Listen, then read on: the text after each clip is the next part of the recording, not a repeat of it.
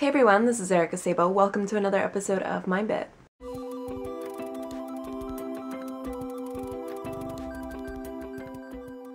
Hey everyone, I hope you are doing well.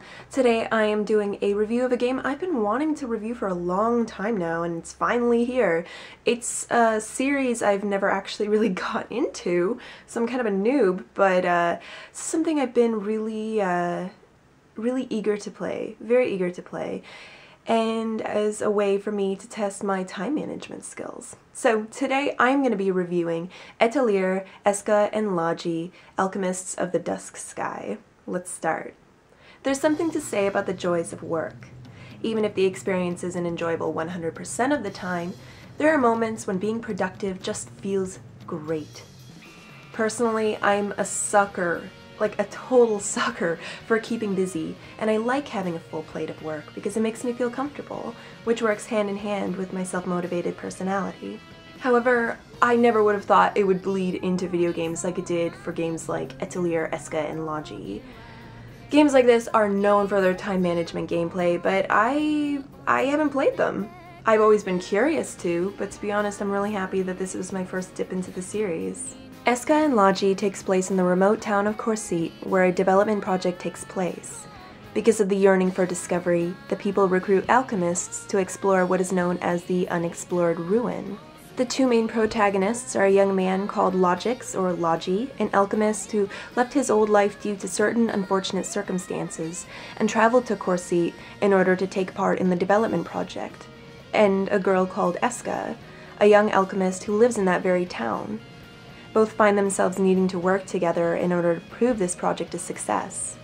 Through their experience together, they not only learn about each other, but also the colorful cast of characters around them. While the Atelier series wasn't always so management-heavy, such as in games like the Atelier Iris sub-series, when people talk about it, they're predominantly talking about this form of gameplay, and it's become something that's become really popular in Japan and is still considered niche elsewhere around the world.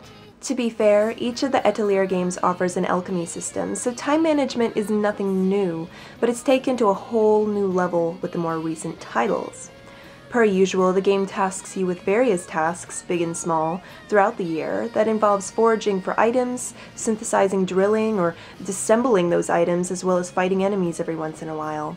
It's not necessary to clear all tasks in a given season, but it's encouraged, as this is Escha Logy's job. It's funny how, while playing this game, I actually felt like I was part of a simulator and taking on a job with repercussions, even if rather relaxed. Compared to past Atelier games, Escha Logy seems far more forgiving in its approach and gives you more options depending on the type of playstyle you prefer. You control this depending on which protagonist you choose. This amount of choice left me feeling motivated without feeling overwhelmed. If there was ever a gateway to the series, this one just might be it. Of course, not everyone will enjoy this game, and don't even convince yourself into thinking otherwise if you're finding the gameplay boring right from the get-go. Even the combat system, which is very JRPG infused, it's not interesting. It's just not interesting. You could even say the same thing about synthesizing or drilling. They're simply not entertaining aspects of the game, save the depth of it all. Now, what makes this game shine, however, is the feeling of productivity it offers. That's where time management comes into play, as it's the one feature that keeps you on your toes. Everything you do in the game takes up time, and it's all a matter of you figuring out how to properly manage that. It takes time to figure out how to manage your time, and there's a bit of pleasure in making those mistakes. In terms of audio, Escha Logy offers something for just about everyone. You can switch between English and Japanese audio on the fly, which is a great feature depending on your preference. Personally, I am partial to the Japanese voice cast, which is really impressive and suit the characters well, particularly our protagonists. Logy's voice in particular was very, how should I put this, swoon-worthy, as Kaito Ishikawa also voices Sumagu-kun in Nagino Asakara. It's probably the sexiest voice ever, in my opinion. In addition, the game gives you the option to change the soundtrack to any of the previous 4 Atelier games on the fly, so there's plenty of variation whether you're a longtime fan or a newbie like me. Oh, and do we even need to mention how awesome the opening song is, which you've been hearing this whole time? I didn't think so. When it comes to Escha and Logy's visuals, the experience can be hit or miss. If we're talking character design, it's beautiful with its cel-shaded look. Big props to Hidari for the amazing art. But the world itself can be muddy, lifeless, and mostly lackluster. And let's not even talk about the frame rate, guys, okay? I would love to see more consistency in its visual flair, much like in games like Eternal Sonata. The series is practically begging for it. Overall, Escha and Logy is a much more approachable game in the time management JRPG hybrid game genre.